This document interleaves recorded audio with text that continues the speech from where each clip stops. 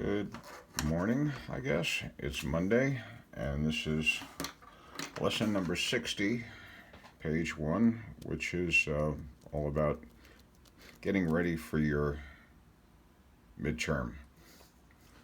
And first question, classic, you're given a slope, you're given a point, you want to find the equation of the line. So you can begin by writing y equals the slope, negative 3/7 times x, plus b representing the y value of the y-intercept. And then to find the number for b, you've only got 1 point given, but that's all you need. Plug this number in for x, plug this number in for y. Remember, it's x comma y, alphabetical order. So I write 11. 11 replaces the y, equals negative 3/7 times 14 plus b.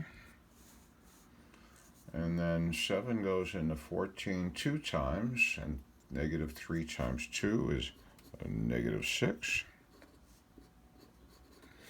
And if we add 6 to both sides of this, we get 17 is the b value. And so the total answer, the finished complete answer, is y equals negative 3/7 x plus 17. And we know it's got the right slope. If you put in the point, if you put in 14 for x, negative 3/7 of 14 is negative 6, and then add 17. You do get the 11 for y that you're supposed to. Write in decimal notation, that's fancy math talk for change it to a regular old number like you've seen most of your life. And the key is knowing what the power of 10 does. If it's a positive number, you move the point that many places to the right. In this example, it's a negative exponent, so we're just going to move the point 6 places to the left. We just have to count and be careful. So I'm going to start with writing that and thinking the point started here. If I go 1 place to the left, I'm there. 2 places, 3, 4, 5, 6. So every place I made that little loop, I need a 0 placeholder. And I put one more 0 out here in front of the point to make sure people notice the point. And then I go back here and erase this stuff. And it looks more better. 1, 2, 3, 4, 5 zeros, and then the 307. Okay? Question 3, solve this system by graphing.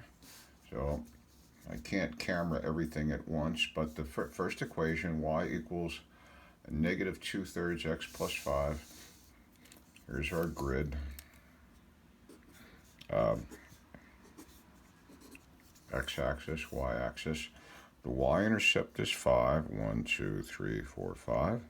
The slope is a negative 2/3. That tells us graph is going to go downhill, down 2 over 3.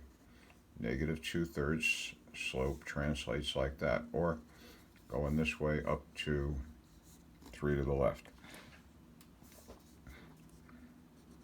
And for the other, it's in the standard form. So plug in 0 for x, solve for y. You get 8 divided by 2 is 4. The y-intercept is 4. Plug in 0 for y and solve for x, you get x equals 8. So the x-intercept is 2, 4, 6, 8, way over here. Now this is a little bit of a delicate operation. You want to go from there to there, but you want to know exactly where the two graphs intersect each other. So you need to think a little bit, what does it mean slope-wise, going from here to here? That's down 4 over 8. Down 4 over 8. That's a negative 4/8 slope. And you could reduce that to negative 1/2. And that's really useful because now I can say, well, I'll start here. I'll go down 1 over 2, down 1 over 2. See, you're not really on the line there. Down 1 over 2. Right here, we are on the line. Right there. And it's a little sloppy, but what is this point? It's 6 for x, 6 for x, 1 for y. So the solution is 6, 6 comma 1. And notice if you put in 6, 1 here, you get 6 plus 2 times 1. 6 plus 2 is 8. If you put in 6 here, negative 2/3 of 6 is negative 4. Negative 4 plus 5 is positive 1. Solve by substitution means take one equation and solve for one of the variables and then use that substitution in the other equation. This is partly done for us. It says x is the same as this in terms of y. That means I'll take this second equation and I'll write 3, big set of parentheses there, 3x plus y equals 45. And instead of writing the x, I'm writing 5y minus 1. And now I solve this for y. I'll get a number for y, and then I can put the number for y in there, and this one will tell me what x is. Nice. This becomes 15y minus 3 plus y equals 45. Excuse me. And if I combine the y's, 15 and 1, that's 16y minus 3 equals 45. Add 3 to both sides, you get 16y equals 48. And divide by 16, and you get y equals 3. Then we can take the 3 and pop it in here. 5 times 3 would be 15 minus 1. 5 times 3, 15 minus 1. We get 14 for x. So it's 14 for x, 3 for y. And if you have time to check, or you want to check, plug in 14 for x and 3 for y in both statements. It should work in both. Number 5, solve by the addition method, which means we want to add columns and see either x's or y's disappear from our addition step. And this is not too bad. You've got opposite signs there, and if we could just double that, it would be a negative 8 to kill off the positive 8. So I'm just going to copy the top equation. 5x plus 8y equals 7. And I'm going to multiply everything in this equation by 2 times 2 to get a negative 8y. So that'll be 14x minus 8y equals 50.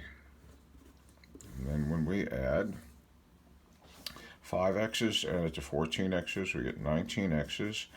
The y's are gone, equals 57.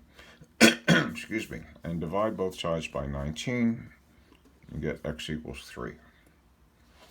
And then you can take the 3 that we found for x and put it in here or put it in here. It makes no difference. And then solve for y. So if you put it in this top one, let's use it right there.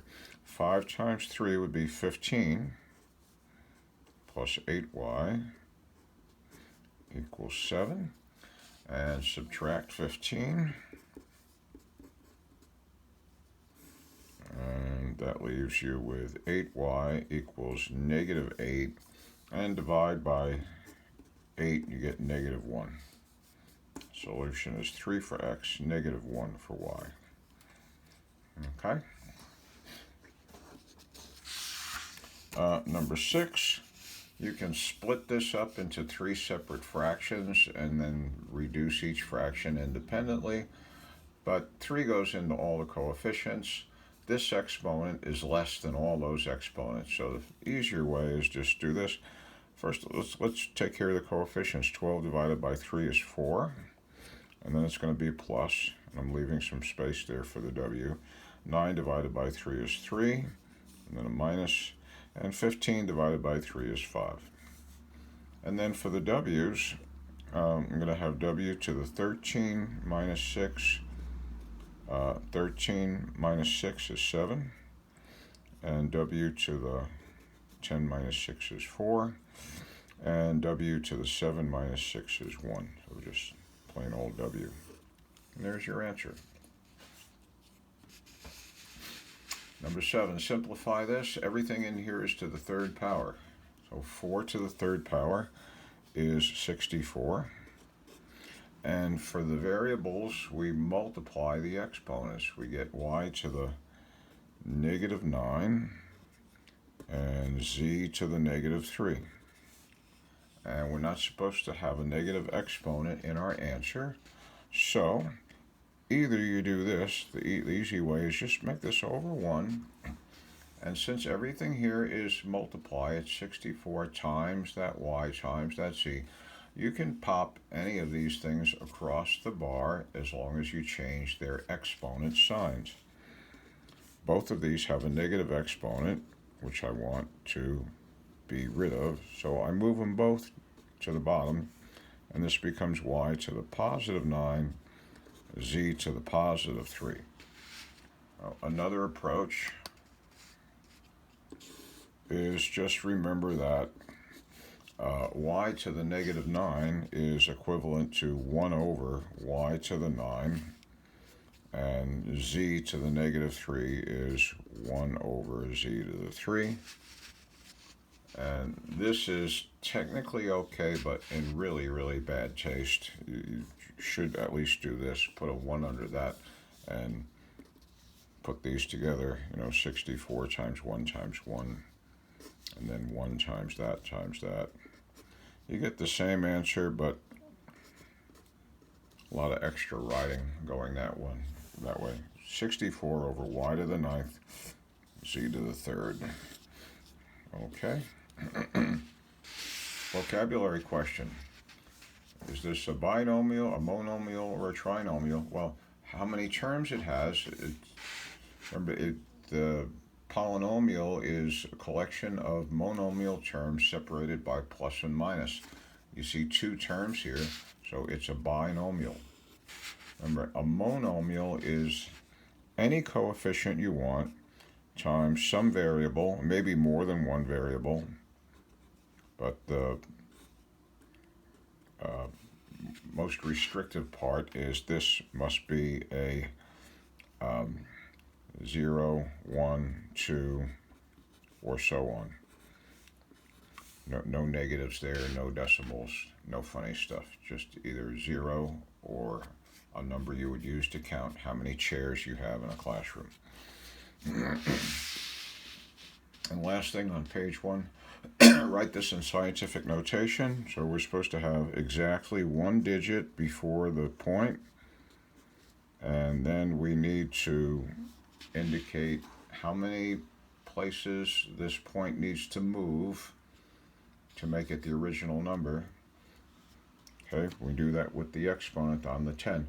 So it's got to go from in between the 4 and the 3 all the way over there. But look, that's just one place. And then 3, 6, 9 more.